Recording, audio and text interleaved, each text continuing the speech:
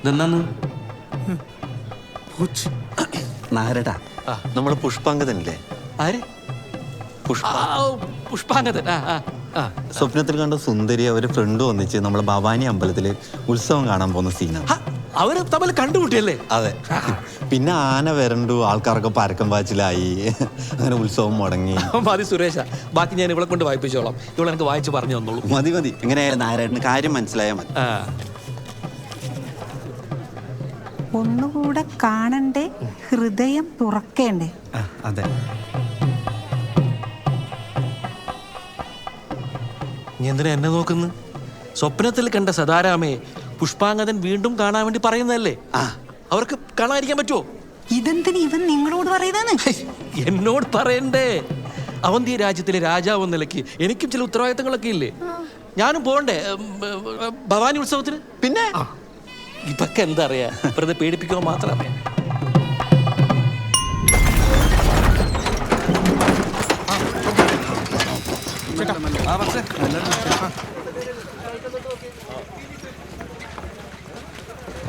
Mister Suresh, आप busy हो? തിരക്കിലാണോ? ഹേ അല്ലേ?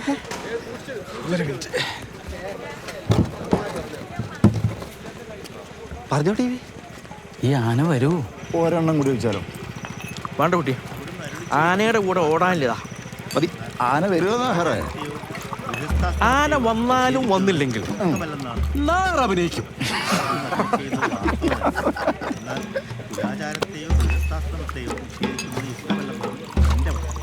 ആനയുടെ ഇമ്പാക്ട് ഇടും. ഹലോ, आना वरूले? हाथी आना लेट होगा।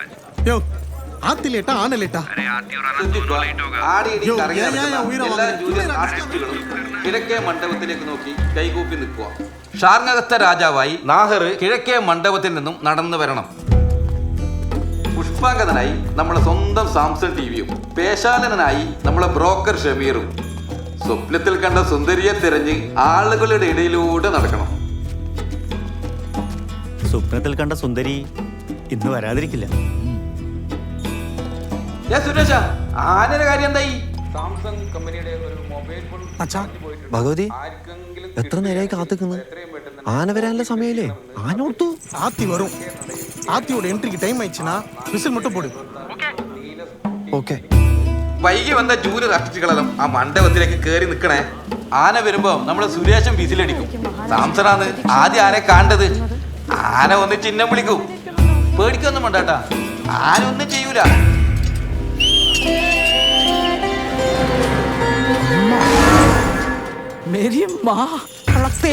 മോനെ, ആരും ബഹളം വെക്കരുത്. വണ്ടി പൈസ എനിക്ക് അയച്ചു തന്നിട്ട് ആന വന്നിട്ടില്ല. എന്റെ അച്ഛനതാ കുടിച്ചു തരുന്നു. എന്റെ നാഹരേ, അച്ഛനെ കൊണ്ട് നാളെ വരുന്ന ഞാൻ കാത്തിരുന്നിട്ട് നീ നാളെ കളിക്കാൻ വരുന്നല്ലടാ.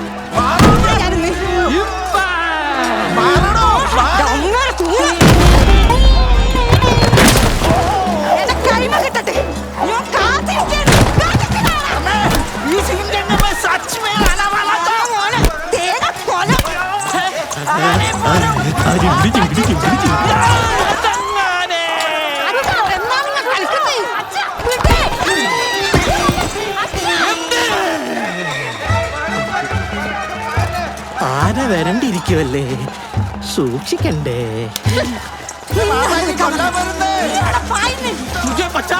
നാളെ കഴിഞ്ഞ് മംഗലാപുരം പോയി ഓപ്പറേഷൻ ചെയ്തേക്കാം. ബാക്കി Kasam കാത്തോ. There is no elephant in the room. There is a Elizabeth in the room.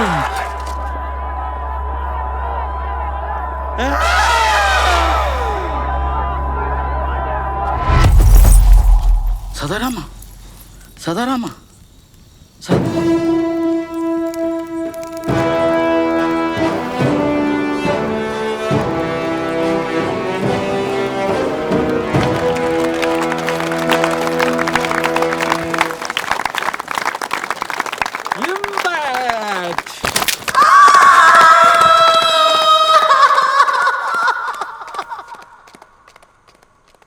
അമ്പിളി, ആ കള്ളുകൂടിയും കാമവാലിൻ്റെ അടുത്ത് കഥ എത്ര കാലം ഉണ്ടാവും? അത് വേഗം തീരും. സദാരാമ ഒരാണിന്റെ വേഷം കെട്ടിയിട്ട് കാമബാലിന്റെ വീട്ടിൽ നിന്ന് രക്ഷപ്പെട്ടിട്ട് കുന്തള രാജ്യത്തെത്തും. അവിടെ പ്രതാപവർമ്മ മഹാരാജാവിന്റെ മോളുണ്ട് പത്മാവതി.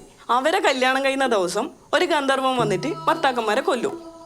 ആൺവേഷം കെട്ടിയ സദാരാമ പത്മാവതിനെ കല്യാണം കഴിച്ചിട്ട് പത്മാവതിയുടെ മുറിയിൽ കയറും. അപ്പൊ ഒരു ഗന്ധർവന്റെ റോള് ബാക്കിയുണ്ടല്ലേ? ഗന്ധർവനല്ല അച്ഛാ, അത് നിങ്ങൾക്ക് പറഞ്ഞു തന്നോളൂ.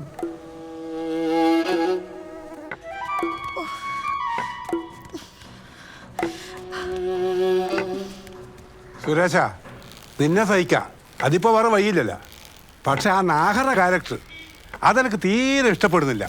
അത് മാറും. നാഹര ക്യാരക്ടർ നല്ല ക്യാരക്ടറല്ലേ? ശാർങ്ങഹസ്തനും കാമപാലനും. ആന്ധ്ര മാറ്റുന്നത് ആ ഷമീറിന്റെ ക്യാരക്ടറാണ് മാറ്റുന്നത്. ഷമീറിന് വല്ല മന്ത്രിയോ വജ്രാശയനോ കൊടുത്താൽ പോരെ. എന്റെ പൊന്നെം ടി, മനുഷ്യനോട് സമാധാനം എന്താ? നീ മന്ത്രിയോ രാജാവോ എന്തെങ്കിലും ആവും കേട്ടാ. നാഹര ക്യാരക്ടർ മാറ്റാൻ നമുക്ക് അറിയാറ്റൊന്നല്ല, വെറുതെ ഒരു ജാതി പ്രശ്നമാക്കണ്ടെന്ന് വെച്ചിട്ടാണ്. നല്ല ഇരുട്ടടി കൊടുക്കാന്ന് വേണ്ടത് മല മൈല നാഹർക്ക്. അയാൾ ഒറ്റ ഒരുത്തിന്റെ മുടിഞ്ഞ കുടി കാരണമാണ് നിങ്ങൾ അച്ഛൻ നശിച്ചിരി. നാടകം, ഡിസ്കഷൻ, കമ്പൈൻഡ് സ്റ്റഡീസ് എന്നെല്ലാം പറഞ്ഞിട്ട് ദിവസം അണ്ടിത്തോട്ടത്തിൽ ഇരുന്ന് വെള്ളം കുടിച്ചിട്ട് തേരാപ്പാര നടന്നു. തടം കറിയിട്ടാകുമ്പോൾ ഓ മുങ്ങി. ഈ വീട്ടിൽ നല്ല ആമ്പിള്ളേരുണ്ടെങ്കിൽ നക്ഷത്രം എണ്ണുന്ന രീതിയിൽ ഇരുട്ടടി കൊടുക്കാന്ന് വേണ്ടത്. Ultimate surgical strike with no mistake.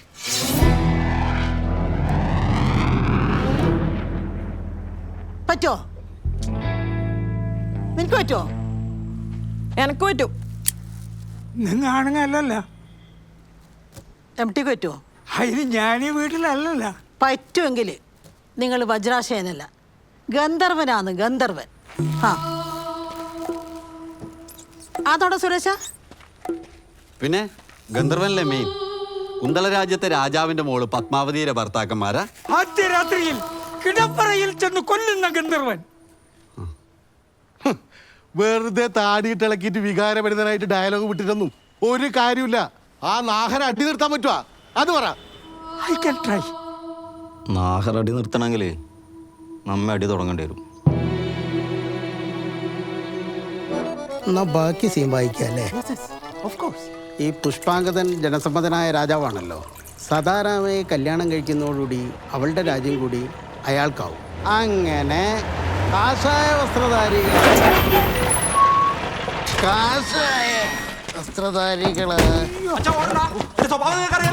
എന്റെ മോന്റെ സ്വഭാവമല്ലേ അതെനിക്ക് നന്നായിട്ട്. എത്ര പറഞ്ഞാലും മനസ്സിലാവാത്ത അച്ഛാ. നാടകം കളിക്കണ്ട ഞാൻ പറഞ്ഞിട്ട്.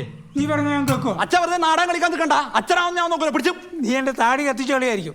ആണെങ്കിൽ താടി പോയിട്ടൊരു ബീഡിയെങ്കിലും നിനക്ക് കത്തിക്കാൻ പറ്റിയ? എന്റെ മോൻ ഒരു പാവായത് കൊണ്ടാണ് നിങ്ങൾ ഇന്നും ജീവിച്ചിരിക്കുന്നത്. ഇത് പറയാനാ നിങ്ങൾ കുടുംബസമേതം ഇങ്ങോട്ട് എഴുന്നള്ളിയത്? ഇതാരോ ഒരു പുതിയ ക്യാരക്ടർ. സുരേഷ, നീ പറഞ്ഞിട്ട് വന്നതാ? ഏയ് അല്ലപ്പാ. അല്ലേ? അപ്പൊ പുതിയ ഗന്ധർവനായിരിക്കുവാ? എന്റെ എക്കണോമിക്സ് മാഷാന്ന് അച്ഛാ അത്. അച്ഛനും കൂട്ടിയിട്ട് ക്ലാസ് കയറിയാൽ മതി എന്ന് പറഞ്ഞു. അച്ഛനില്ലാത്ത കുട്ടിയാന്ന് പറഞ്ഞാൽ പോരായിരുന്നാ? ഓടെ എക്കണോമിക്സ് പുസ്തകത്തിന് നിങ്ങളെ സദാരാമ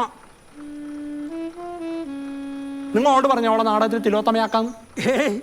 ഞാൻ അങ്ങനെയൊന്നും പറഞ്ഞിട്ടില്ല. ഞാൻ നിന്നോട് പത്മാവതിയുടെ വേഷം പഠിക്കാനല്ലേ മോളെ പറഞ്ഞേ? പത്മാവതിയുടെ റോള് നല്ല റോളാണ്. ഗന്ധർവൻ വന്നിട്ട് കല്യാണം മറക്കുന്ന രാജകുമാരി. ഞാനാ ഗന്ധർവൻ. അല്ല, അത് ഉറപ്പിക്കാനായിട്ടില്ല. ആദ്യം സ്വന്തം മോളെ കല്യാണം ഉറപ്പിക്കും, എന്നിട്ട് മതി ഗന്ധർവൻ. ആദ്യം ഇയാൾ ഇവിടെ എക്കണോമിക്സ് പഠിച്ചു പാസ്സാക്കട്ടെ, അതിനുശേഷം നമുക്ക് കല്യാണത്തിന്റെ കാര്യം നോക്കാം. സുരേഷ, നീ ഒറ്റ ഒരുത്തരെ ഇതിനെല്ലാം വളം വെച്ചു കൊടുക്കുന്നു കേട്ടോ. നിനക്ക് ഞാൻ വെച്ചിട്ടുണ്ട് പട്ടിണിക്കഞ്ഞി. പോയിക്കൂടെ? അത്ര കണ്ടല്ലോ. എന്താ നിങ്ങൾ വരുന്നില്ലേ? ആ ഞാനും വരുന്നു. വീടില്ല കുരിപ്പ്.